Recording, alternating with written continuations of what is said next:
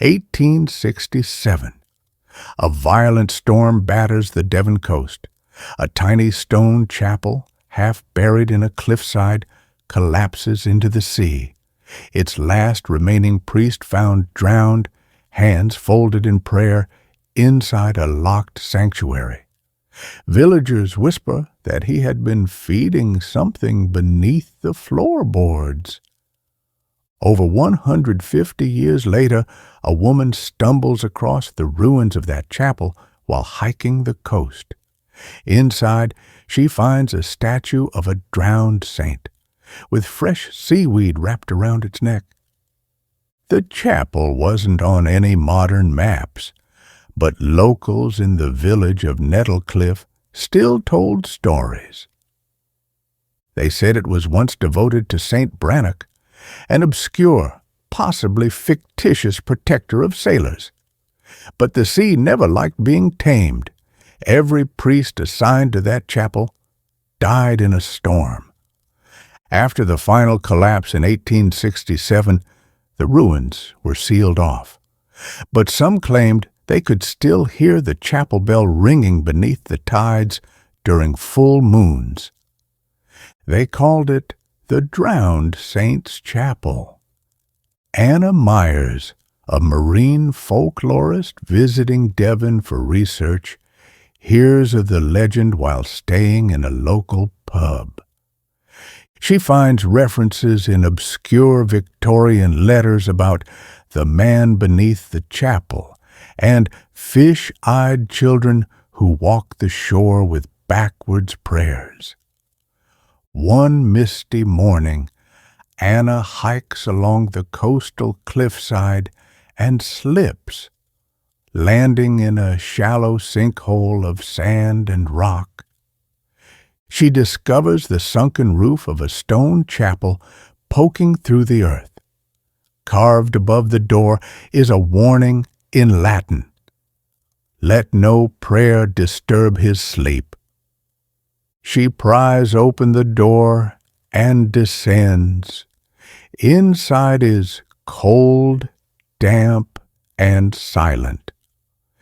There's a small altar, eroded pews, and in the apse, a statue of a robed figure, its face eroded, but its mouth is open wide, as if screaming.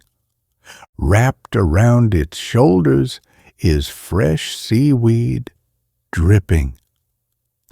Anna finds waxy old candle stumps, recently burned. She begins to hear dripping, but the walls are dry. She records it all. Back in her cottage, Anna dreams of salt water pouring from the ceiling and footsteps pacing above her on the sea. Her video files from the chapel flicker and distort. A low chanting plays in reverse. She checks her boots, soaked with seawater. But she hasn't been back to the shore. Villagers avoid her. The barkeep leaves out a small bowl of salt and turns all the mirrors backward. Anna translates more of the Latin inscriptions from her photos. One phrase repeats, "Saints drown to silence the deep." She reviews old Victorian maritime logs. A priest named Father Elric claimed to have fed the saint to still the tides. He died the night the chapel fell. Another log shows a drawing of the statue, but with no mouth. Anna returns to the ruins. The mouth is now wide open, inside it, teeth. She flees, but the path she took is underwater. The tide never came in. Anna dreams of the chapel again, but now it's filled with people. They pray backwards. Their skin is damp. Their eyes are wide and black. They turn toward her. When she wakes, her ears ring like she's submerged. The villagers say nothing, but one child whispers, "He heard your name." Anna vomits salt water in the sink, strands of seaweed. Anna goes one last time. The chapel is now exposed by a freak low tide.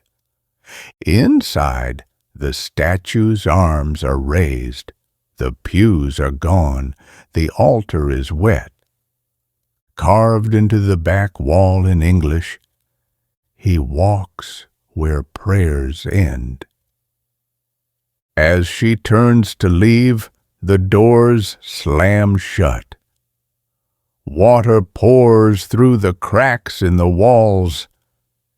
In the reflection of a broken candle holder, Anna sees herself, but with black eyes and open mouth.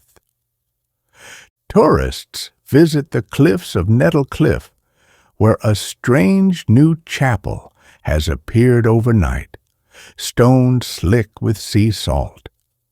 No one saw who built it. Inside is a robed figure, mouth wide, fresh seaweed on its neck. At 3:33 a.m., its bell tolls from beneath the ground. Did you hear that? If eerie English myths and drowned saints haunt your dreams, subscribe to Shadows of England before the tide turns again.